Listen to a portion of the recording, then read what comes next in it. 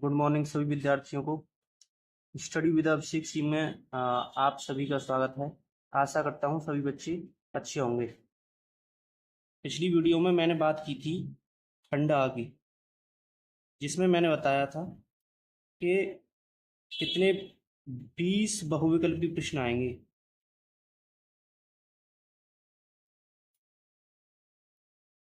एक बार मैं रिवाइज मार रहा हूँ। जो 5 क्वेश्चन आएंगे वह आएंगे हिंदी गद्य साहित्य से,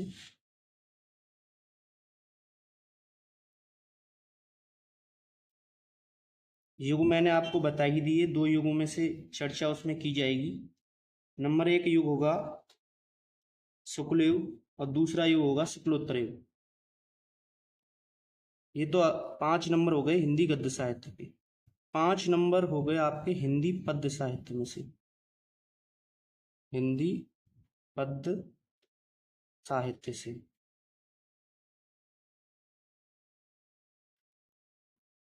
अब जो 1 नंबर का आएगा आपका रस, जिसकी परिभाषा आ सकती है, उदाहरण पूछ सकता है और लक्षण भी आपको पूछ सकता है। 1 नंबर का आएगा आपका अलंकार,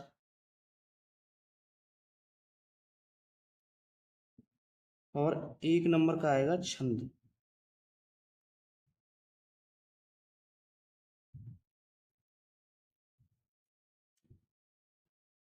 एक नंबर में आपको पूछ सकता है उपसर्ग,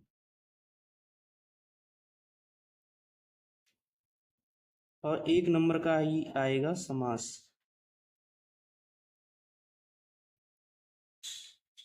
एक नंबर में आपको तद्भव, तत्सम एवं पर्यायवाची शब्द। आपको इन तीनों में से 1 नंबर का वह कुछ भी पूछ सकता है। तद्भव तत्सम में से पूछ सकता है, या फिर आपको पर्यायवाची में भी आपको कोई शब्द दे सकता है और उसका पर्यायवाची शब्द पूछ सकता है, समानार्थी शब्द। 1 नंबर में आएगा आपका सर्वनाम में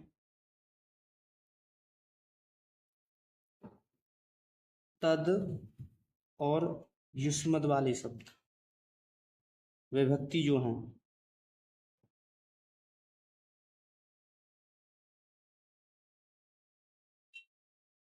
कितने हुए नंबर? 5 और 5 10, 11 12 13 14 15 16 17।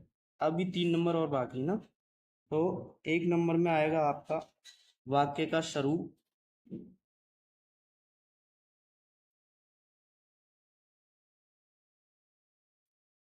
1 नंबर में आएगा आपका वाच्य प्रयोग एवं वाच्य परिवर्तन। इन सभी टॉपिकों पे आपको वीडियो मिलेंगी आने वाले समय में। तो सभी students study with Abhishek Singh से जुड़े रहें, जिससे कि हर आने वाली खबर आपको समय से मिलती रहे। और 1 नंबर में आएगा आपका पद परिचय।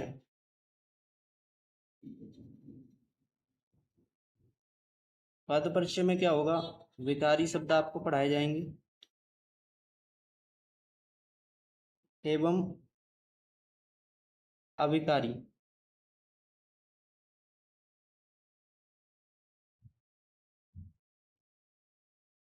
शब्द आपको पढ़ाए जाएंगे। इस प्रकार से टोटल अंक जो हुए आपके बहुविकल्पीय जो OMR शीट मिलेगी आपको, जिसमें 4 ऑप्शन आएंगे हर क्वेश्चन का। एक पहले क्वेश्चन के 4 बहुविकल्पीय प्रश्न, उसमें से आपको एक पर टिक लगाना होगा, गोला भरना होगा। इस प्रकार से आपका 20 अंक के ये हो गए। ठीक है। 5 नंबर का हिंदी गद्य साहित्य में से, 5 नंबर का हिंदी पद्य साहित्य में से, कौन सी रचना, कौन सा युग कब से कब तक चला, किस विधा की रचना। ठीक है। और कौन से युग के कौन से कवि, कौन से युग के कौन से लेखक, ये सभी चीज़ें आपको इन दोनों टॉपिकों से मिलेंगी, जो आपके 10 नंबर में से पूछा जाएगा। 1 नंबर का रस हो गया, 1 नंबर का अलंकार हो गया, 1 नंबर का छंद हो गया, 1 नंबर का उपसर्ग हो गया, 1 नंबर का समास हो गया। इन सभी में से कुछ भी पूछा जा सकता है। परिभाषा पूछी जा सकती है, लक्षण पूछा जा सकता है, उदाहरण पूछा जा सकता है, ठीक है। और 1 नंबर में पूछा जा सकता है तद्भव, तत्सम एवं पर्यायवाची शब्द में से कोई एक क्वेश्चन आएगा बस। सर्वनाम में तद और युष्मत वाली विभक्ति पूछ सकता है 1 नंबर में। और वाक्य का स्वरूप, ये भी थोड़ा बड़ा पार्ट है, ये भी पढ़ाया जाएगा, ये भी 1 नंबर का आएगा बस। वाच्य प्रयोग एवं वाच्य परिवर्तन, ये भी 1 नंबर में। और विकारी एवं अविकारी शब्द, ये भी 1 नंबर में आप सभी बच्चों को पूछे जाएंगे। इस प्रकार से आपके 20 अंक निर्धारित बहुविकल्प के जो प्रश्न हैं, मैंने एक बार रिवाइज आपके सामने कर दिया है, ठीक है।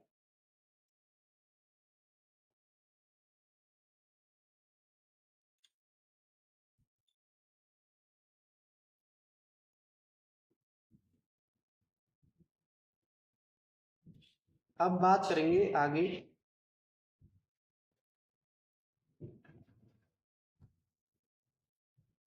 खंड बा में। जो खंड बा है उसमें क्या आएगा, उसमें आएंगे आपके वर्णात्मक प्रश्न। क्या आएंगे? वर्णात्मक वर्णात्मक प्रश्न,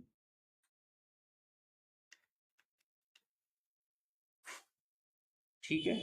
जो कि आपके पूर्णांक रहेगा इसका 50 नंबर का। 30 नंबर आपको प्रैक्टिकल के मिलते ही हैं। और जो क्वेश्चन पेपर आएगा, प्रश्न पत्र जो आएगा, वो 20 नंबर के बहुविकल्पीय, जिनका जवाब आपको OMR में देना होगा। मैंने आपको सभी बातें बता दी हैं उसके विषय में, OMR भरना भी सिखाएंगे, ठीक है। अब जो खंड बा आएगा वह आएगा वर्णात्मक प्रश्न, और ये पूर्णांक रहेंगे इसमें 50 नंबर के। अब इसमें क्या रहेगा कि जो पहला क्वेश्चन आएगा, जो पहला क्वेश्चन आने वाला है, वह आने वाला है व्याख्या से रिलेटेड। कौन सा आएगा?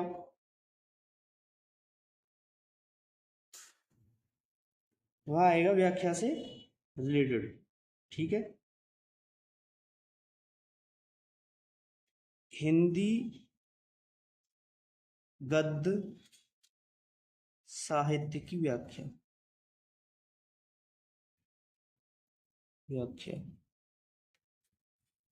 इसमें 3 क्वेश्चन पूछे जाएंगे, और तीनों क्वेश्चन 2 नंबर के होंगे। इस प्रकार से आपको 2 व्याख्या देखने को मिलेंगी पेपर में, और आपको एक व्याख्या का जवाब देना पड़ेगा, जिसमें संदर्भ देना पड़ेगा, फिर आपको व्याख्या बतानी पड़ेगी, और एक क्वेश्चन वह कुछ भी पूछ सकता है और उसका जवाब आपको देना पड़ेगा, ठीक। ये हो गया हिंदी पहले क्वेश्चन की बात। अब आपको जो दूसरा क्वेश्चन मिलेगा, वह मिलेगा हिंदी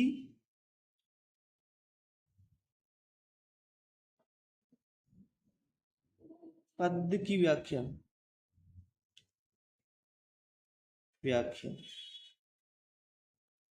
ये भी आपको 3 क्वेश्चन पूछेगा, इसमें भी आपको 2 व्याख्या देखने को मिलेंगी, और एक व्याख्या आपको कोई भी जो आपके दिमाग में आ रही हो, आप पर सही आ रही हो, आप उस वाली व्याख्या को चुनेंगे और कॉपी पे लिखेंगे। ये भी 3 क्वेश्चन के आएगा, और ये भी 6 नंबर का, ठीक है। जो वर्णात्मक प्रश्न में खंड बा आएगा, वह पहला क्वेश्चन की बात होगी, दूसरे की बात होगी, और अब बात करेंगे तीसरे क्वेश्चन की। तो ऐसे ही संस्कृत गद्य की व्याख्या, संस्कृत गद्य की व्याख्या, ठीक है, जिसमें आपको 2 नंबर किसमें मिलेंगे? 2 नंबर मिलेंगे आपको संदर्भ में, और 3 नंबर मिलेंगे आपको किसमें? हिंदी अनुवाद में। आपको 2 संस्कृत की व्याख्या दे दी जाएंगी, उसका आपको जवाब देना पड़ेगा एक का। ठीक है, तो 2 नंबर आपको मिलेंगे संदर्भ देने में और 3 नंबर मिलेंगे उसका हिंदी अनुवाद करने में। ठीक है, ये भी बात क्लियर। अब जो चौथा क्वेश्चन आएगा, जो नंबर 4 क्वेश्चन आएगा वह आएगा संस्कृत पद। संस्कृत पद की व्याख्या, संस्कृत पद की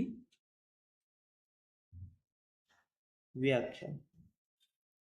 इसमें भी आपको 2 श्लोक देखने को मिलेंगे और आपको एक व्याख्या या एक श्लोक का आपको क्या देना होगा, जवाब। ठीक है, ये भी आपका जो चौथा क्वेश्चन है वो भी 2 नंबर का संदर्भ और 3 नंबर की क्या, हिंदी अनुवाद। ये भी आपका इस प्रकार से 5 नंबर का क्लियर। अब बात करेंगे 5वें क्वेश्चन की। जो आपके जिले में मतलब अपने पठित खंड काव्य, पठित खंड काव्य के आधार पर, के आधार पर, के आधार पर निम्नलिखित प्रश्नों के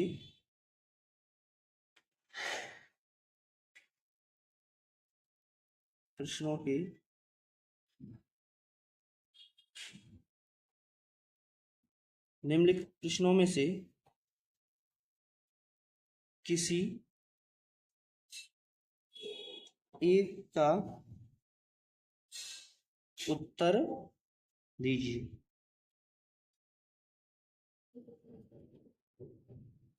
ठीक है, तो ये आएगा आपके कितने अंक का, 3 अंक का,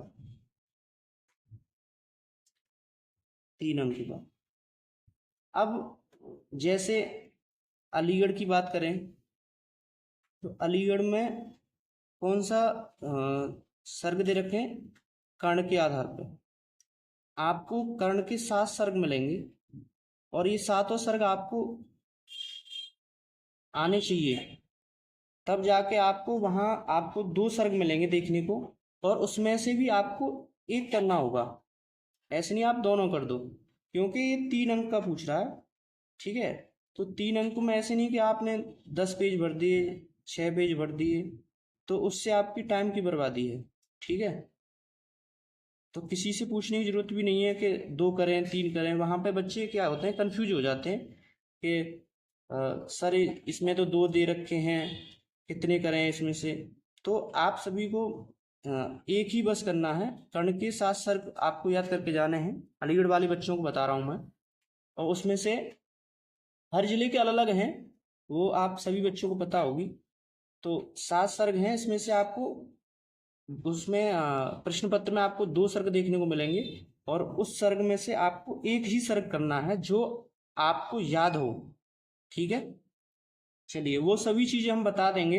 अभी आपको केवल कक्षा 10 के जो हिंदी है उसके पाठ्यक्रम से आपको एक बार अवगत करा रहे हैं, क्योंकि जब तक आपको पाठ्यक्रम की कोई, जब तक आपको पाठ्यक्रम याद नहीं होगा तो आप सही से क्वेश्चन पेपर को सही से हल नहीं कर पाओगे। ठीक है, अब जो छठा क्वेश्चन आएगा, छठे का क। ठीक है, इसमें आपको पूछा जाएगा किसी एक लेखक का जीवन परिचय,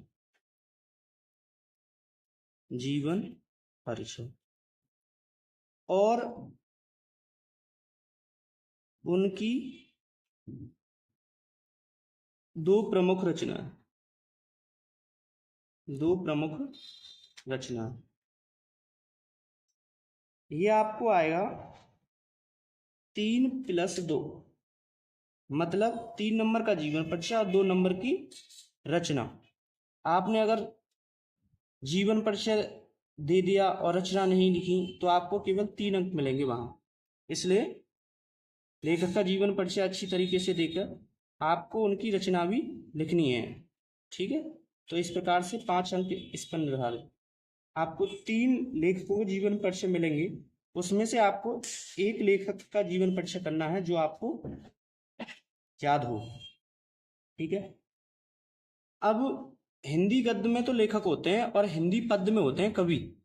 तो इसी प्रकार से जो छठवें का खा क्वेश्चन आएगा, छठवें का खा क्वेश्चन आएगा, वह आएगा कवि का जीवन परिचय। कवि का जीवन परिचय, कवि का जीवन परिचय। ये भी इसी प्रकार से, और उनकी 2 प्रमुख रचनाएं, 2 प्रमुख रचनाएं। इसी प्रकार से ये भी 3+2 = 5। 3 नंबर का जीवन परिचय और 2 नंबर की आपको रचनाएं लिखनी होंगी।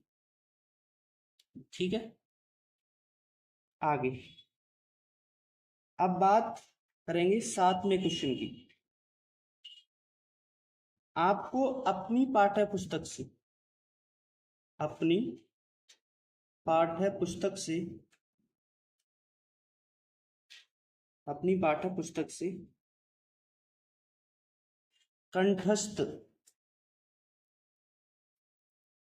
कंठस्थ कोई एक श्लोक लिखना है। ठीक है, कोई एक श्लोक, लेकिन एक कंडीशन दे देता है उसमें, इसको अपनी पाठ्य पुस्तक से कंठस्थ कोई श्लोक लिखिए, ऐसे बोलता है वो, जो इस प्रश्न पत्र में ना आया, जो इस प्रश्न पत्र में ना आया हो, ना आया हो, ना आया हो। ठीक है, इस पर आपको मिलेंगे 2 अंक। ठीक है, तो आप कम से कम 3 श्लोक याद करके जाओगे, जिससे क्या होता है, हिंदी जो संस्कृत पद्य साहित्य है, ठीक है, हिंदी संस्कृत पद्य जो है उसमें श्लोक की संदर्भ पूछता है, और क्या पूछता है, आपको बताया था ना, जो चौथा क्वेश्चन आएगा संस्कृत पद्य की व्याख्या मतलब हिंदी अनुवाद, इसमें आपको संदर्भ पूछेगा और क्या पूछेगा उसका हिंदी अनुवाद। तो इसमें श्लोक आते हैं। अब श्लोक जो आते हैं वो वह आपकी पुस्तक में से ही देता है। ठीक है, तो कहानियां जो आती हैं वो हिंदी संस्कृत गद्य में आती हैं, तो आपको उसका भी संदर्भ और हिंदी अनुवाद देना पड़ेगा। ठीक है, 2 नंबर का संदर्भ, 3 नंबर का हिंदी अनुवाद। इसी प्रकार से श्लोक जो होते हैं वो सभी संस्कृत पद्य में आते हैं, इसी प्रकार से उसका भी आपको संदर्भ देना होगा और उसका हिंदी अनुवाद करना होगा। ठीक है, संदर्भ के 2 अंक और हिंदी अनुवाद के 3 अंक। तो संस्कृत पद्य में जो श्लोक आए, आपको उसको क्या नहीं करना, यहाँ अपनी श्लोक में नहीं लिखना, उन दोनों से अलग लिखना है। ठीक है, चलो आगे बात करेंगे 8वें क्वेश्चन की। जो 8वां क्वेश्चन आएगा, आपको 4 क्वेश्चन दे दिए जाएंगे संस्कृत में से, और किन्हीं 2 प्रश्नों का उत्तर संस्कृत में दीजिए, संस्कृत में दीजिए। ठीक है, कितने क्वेश्चन आएंगे आपको, ऑप्शन में आएंगे आपको। ठीक है, संस्कृत में ही आएंगे क्वेश्चन भी, जो प्रश्न आएंगे वो संस्कृत में ही आएंगे, जो 8वें में, और आपको संस्कृत में ही उनका जवाब देना होगा। ठीक है, जैसे पुरुराज का आसीत, चंद्रशेखर का आसीत, वीर किन पूज्यते। ठीक है, तो ऐसे आपको क्वेश्चन मिलेंगे और उनका जवाब आपको संस्कृत में ही देना होगा। इसी प्रकार से आपको इन पर भी कितने अंक मिलेंगे, 2 अंक। ठीक है, चलो अब जो 9वां क्वेश्चन आएगा, जो 9वां क्वेश्चन आएगा वह आएगा किसी एक विषय पर निबंध, किसी एक विषय पर निबंध।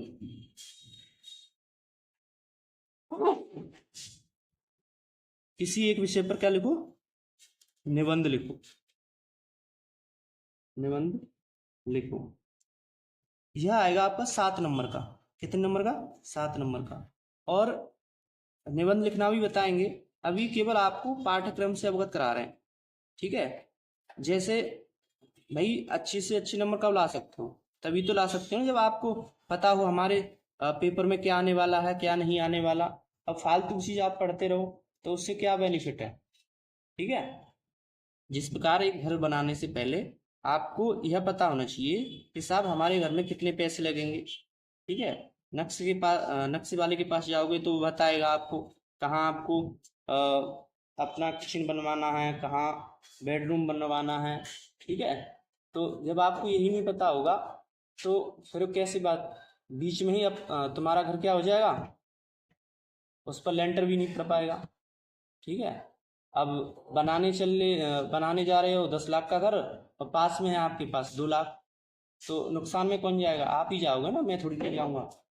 तो इसी प्रकार से पेपर का भी हिसाब होता है, ठीक है।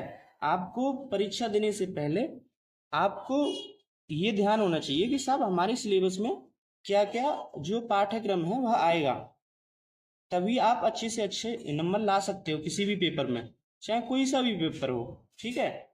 पेपर है हिंदी का, आप पढ़ रहे हो इंग्लिश, तो फिर आप हिंदी में अच्छे थोड़ी नंबर लाओगे, ठीक है। चलो अब किसी एक विषय पर निबंध लिखो, ये 7 नंबर का आएगा।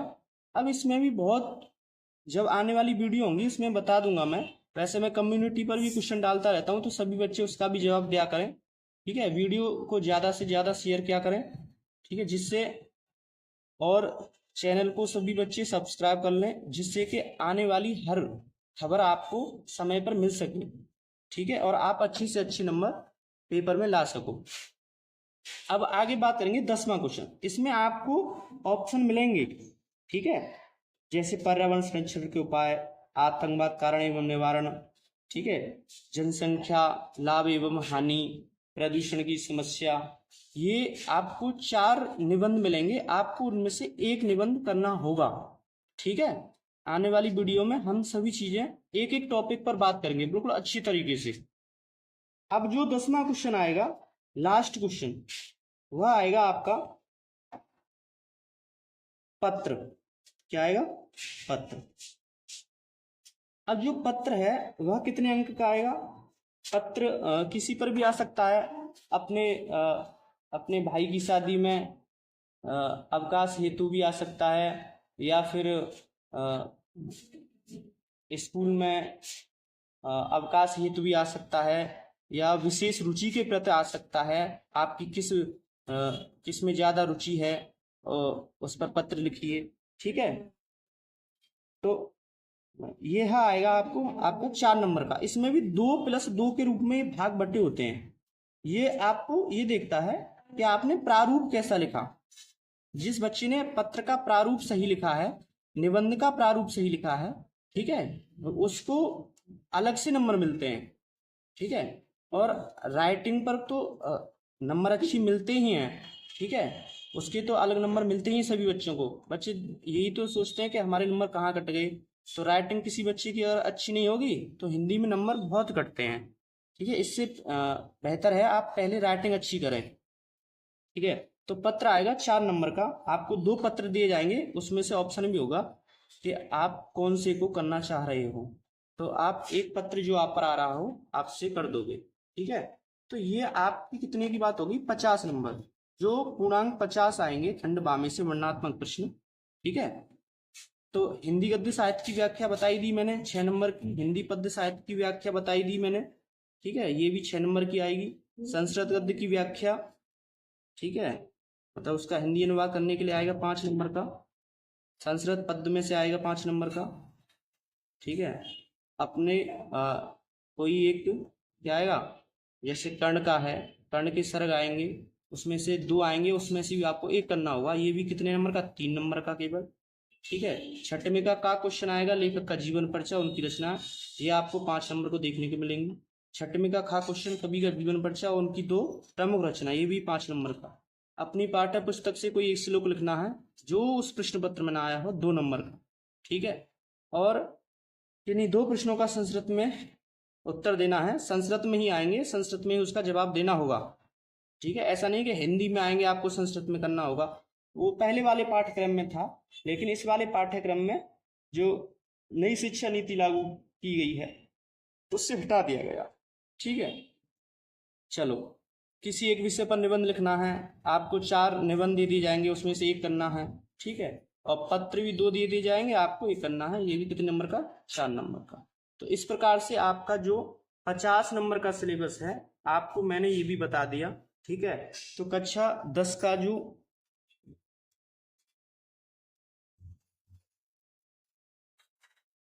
हिंदी का खंडबाप जो पाठ्यक्रम आएगा, मैंने आपको सभी चीजें बता दी, ठीक है। तो आने वाली वीडियो में सभी बच्चे जुड़े रहेंगे। मैं अब एक एक टॉपिक पर अपनी वीडियो, जैसे पहले 20 नंबर का क्लियर कराऊंगा, फिर उसके बाद 50 नंबर का क्लियर कराऊंगा, फिर उसके बाद मैं मॉडल पेपर भी इस अपनी वीडियो में डालूंगा, ठीक है, 3-4 मॉडल पेपर। तो आप उससे भी कर सकते हो कि आपको सब चीज़ मिलेगी परीक्षा से पहले, आप यहीं से बढ़िया होके जाओगे, ठीक है। तो चैनल को ज़्यादा से ज़्यादा सब्सक्राइब करें और शेयर करें, जिससे कि आपको पल पल की खबर आपको मिल सके, ठीक है। धन्यवाद।